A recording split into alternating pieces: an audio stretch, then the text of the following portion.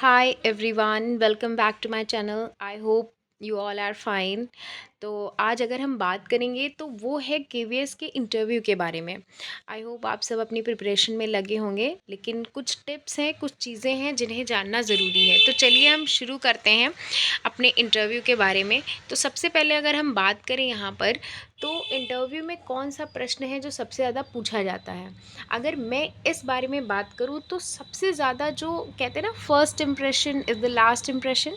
यदि आपने अपना इंट्रो अच्छे से दे दिया, ठीक है, जैसे ही वहाँ पर पहला प्रश्न आपसे पूछा जाएगा कि आप अपने बारे में कुछ बताएं और आप अपना इंट्रो बहुत अच्छे से देते हैं, तो वो जो इम्प्रेशन एक पड़ता है ना, वो इंटरव्यूअर का पूरा मूड चेंज कर देता है। उसे लगता है कि अच्छा, ये बोलने में व्यक्ति कैसा है, ये बच्चा कैसा है, कैंडिडेट लगता है अपनी चीज़ को लेकर, अपने इस इंटरव्यू को लेके बहुत सीरियस है।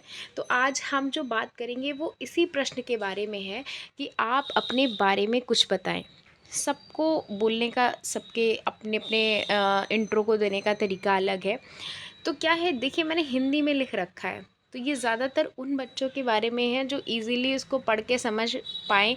हालांकि इंग्लिश भी आप समझ जाएंगे, लेकिन मुझे लगता है कि अगर लैंग्वेज की बात आती है कि हमें अपना इंट्रो हिंदी में देना चाहिए तो इंग्लिश में।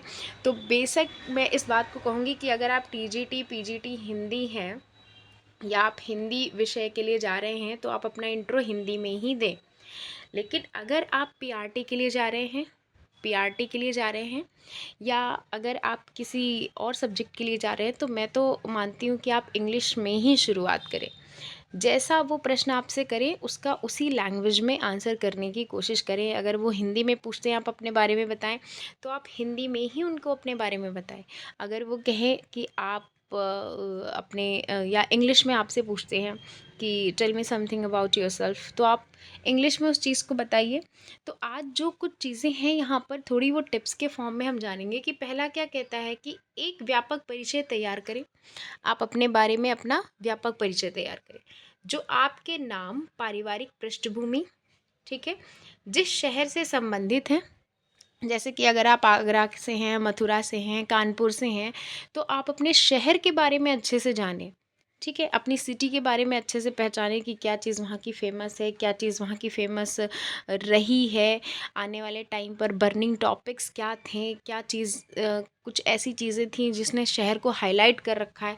तो उन सब चीज़ों के बारे में थोड़ा सा नॉलेज लेकर जाइएगा, क्योंकि आपके पैनल में जो लोग बैठे हुए हैं वो ऑलरेडी उस बात को जान रहे हैं। अगर आपको उस बारे में नहीं पता है तो सिंपली आप बोल दीजिएगा कि नो सर या नो मैम, मैं इस बारे में अभी नहीं जानता हूँ। या फिर आप ये भी कह सकते हैं हिंदी में कि सर ये मेरे संज्ञान में अभी नहीं है। तो आगे देखते हैं, आगे है आपकी जन्म तिथि, ये अगर आप बताना चाहें तो ठीक है। आगे है शैक्षिक पृष्ठभूमि। शैक्षिक पृष्ठभूमि मतलब आपने कहाँ से अपना हाई स्कूल किया, ग्रेजुएशन किया, इंटर किया, अपना एमए किया। अगर ये सारी चीज़ें आपने कर रखी हैं तो अपने विद्यालय का नाम, अपनी यूनिवर्सिटी का नाम, ये सारी चीज़ें आपको अच्छे से पता होनी चाहिए। आगे है पेशेवर अनुभव। पेशेवर अनुभव, अगर आपके पास कोई वर्क एक्सपीरियंस है, ठीक है, ख़ासकर टीचिंग में वर्क एक्सपीरियंस है, तो आप बिल्कुल उसको वहाँ बताइएगा। ठीक, ये, और यदि कोई हो तो उन विषयों के बारे में बात करें जिनके बारे में आप भावुक हैं। मतलब आप इंटरव्यू को अपनी तरफ मोड़ सकते हैं अगर आप इन चीज़ों का ध्यान रखें तो। अपने शौक़ का भी उल्लेख करें। शौक़, आपकी हॉबी क्या है, उसका भी उल्लेख एक इंट्रो में करना चाहिए।